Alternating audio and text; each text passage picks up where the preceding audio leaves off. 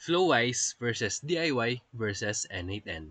So in this 2025 comparison, we will find out which automation tool best fits your workflow. So make sure to like and subscribe. So let's start with Flowise. It's a no-code LLM workflow builder designed to simplify AI pipelines. It's visual, easy to use, and focuses on creating ChatGPT-like flows using drag and drop blocks. Next is DIY.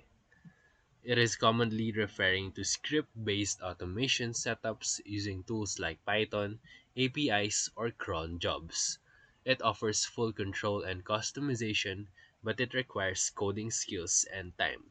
Lastly, n8n, an open source workflow automation tool that allows you to connect apps, APIs, and logic in a visual interface. It's more powerful than Zapier in some cases, and it offers self hosting. So let's compare the three. Number one, ease of use. Flowise is the easiest for AI workflows. DIY is the most difficult. It requires full manual coding, while n8n is in between. It's visual builder but technical flexibility. Number 2, flexibility.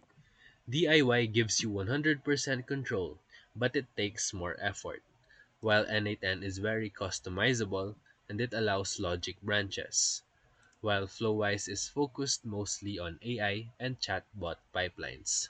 Number 3, integration. n8n supports hundreds of services, while Flowise has limited integrations for now, and DIY supports anything, but you have to code it.